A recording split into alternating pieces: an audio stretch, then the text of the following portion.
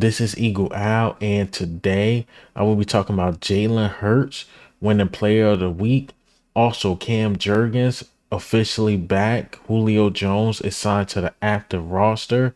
I will talk about the matchup with the Cowboys and the Eagles a little bit, and how Eli Ricks versus Ceedee Lamb will be a good matchup. But let's get straight into it.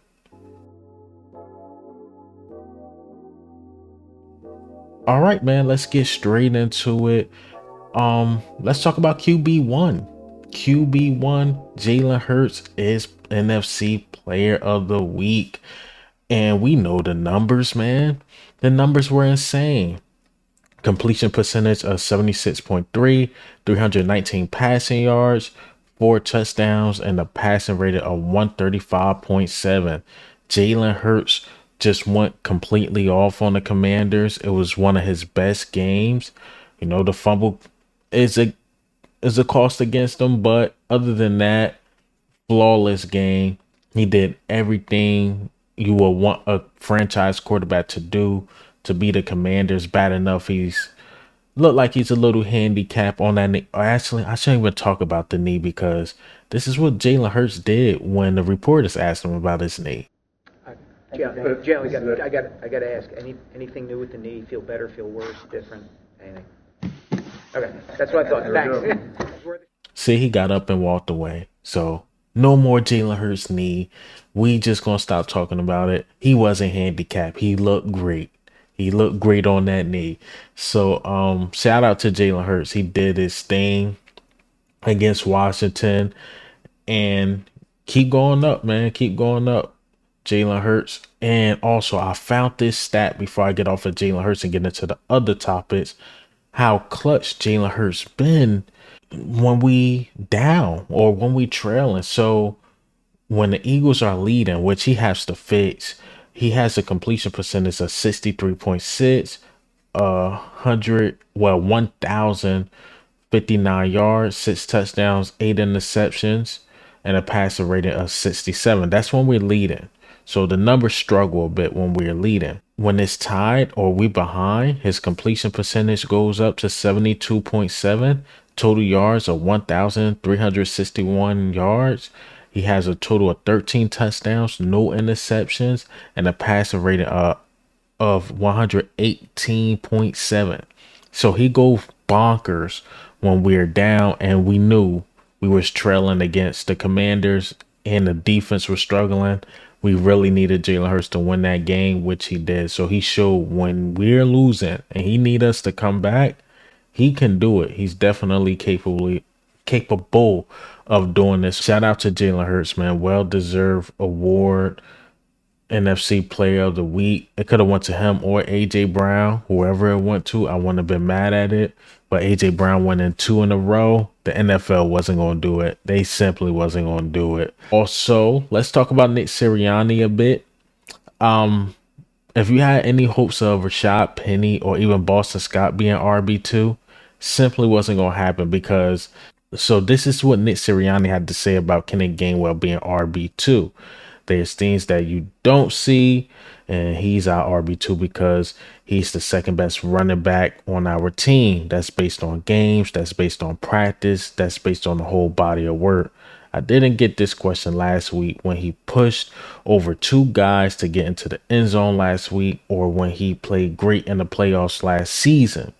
So Nick Sirianni really loves Kenneth Gainwell. So if we had any hopes of anybody else, that's not going to happen.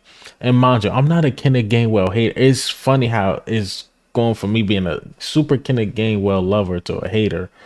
I'm just being realistic. He's been struggling, and the numbers been getting worse and worse and worse. Now, is Kenneth Gainwell one hell of a pass blocker? Absolutely. Hell, I think he's really good at catching a ball out of the backfield as well. But I'm not blind. He's been struggling every single game. And that fumble was just a cherry on top, which caused everybody to explode. So, Kenneth Gainwell, if you're going to be RB2, man, we need you to step up. Definitely need you to step up. But let's talk about guys that have been playing very, very well. Let's talk about Cam Jurgens. Yes, the injury report came out. And Grant Katera concussion. That's something we have to watch because we did sign a tight end named EJ Jenkins. So we really have to watch that. Bradley Roby, who I believe should have just been on IR at this point, shoulder, did not practice. Boston Scott Personal did not practice. Jordan Davis was limited with the hamstring. Cam Jurgens was limited with the foot. Sewell Pettit was limited with the hip. Jack Stoll limited with the ankle. Milton Williams limited with the shoulder. And Jalen Carter was a full participant with the back injury. So Jalen Carter looked like a definite go. But Cam Jurgens, even though he's limited, I believe he's going to play.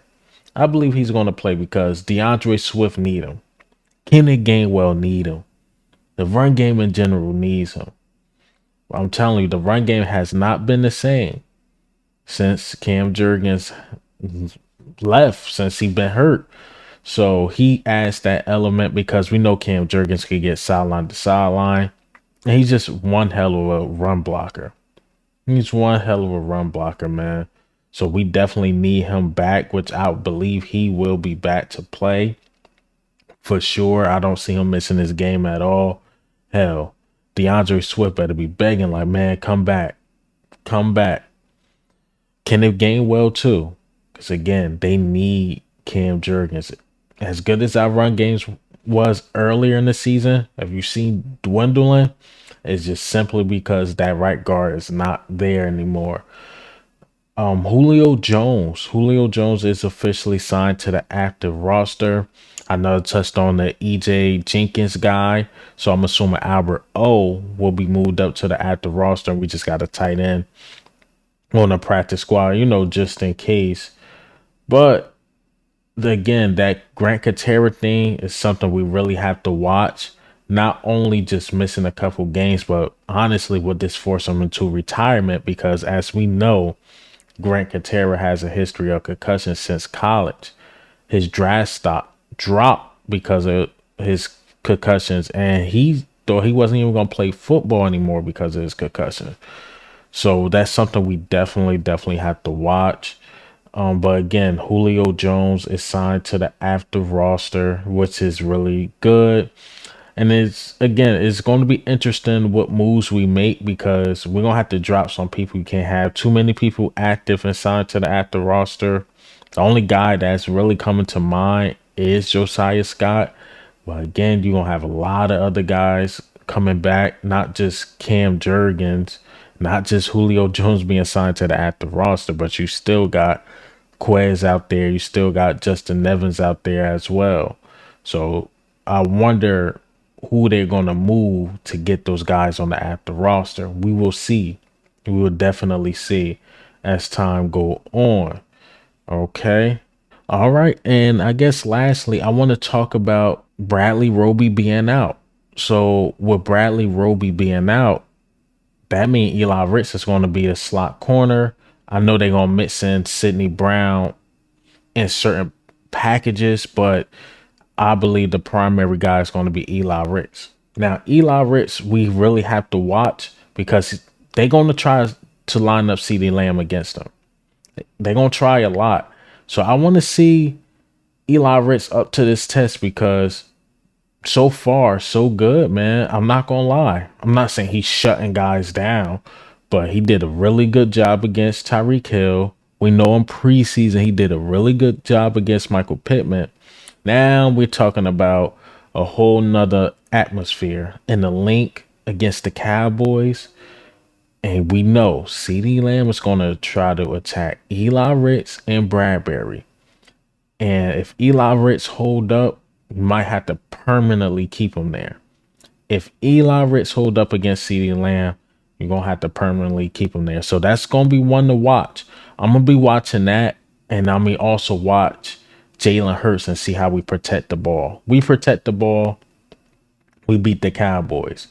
But the interesting matchup on the defensive side, they going to try to exploit our secondary. I know it for sure. Again, definitely Bradbury and definitely Eli Ricks. Those the guys they're going to try to test. I don't want to call them the weakest link. But if you're going to test either Slay, Bradbury, or Eli Ricks. You're gonna go Eli Ricks way first, and if that don't work, they probably gonna try to line them up against Bradbury and see what happens, because Terry McLaurin's literally just running past James Bradbury. But I believe James Bradbury can turn the narrative around. We're talking about an all-pro guy, but I am worried about the Rook, though. I am just a little bit. But if he's not afraid of Tyreek Hill, he's damn sure not afraid of CeeDee Lamb. He's going to get physical with him. He's going to match up with him. We're going to see. Definitely going to see. But hey, man, what do you think, and how do you feel about the news today? The Julio Jones, the Jalen Hurts, Cam Jurgens officially being back. But this is Eagle Al, man. I'm up.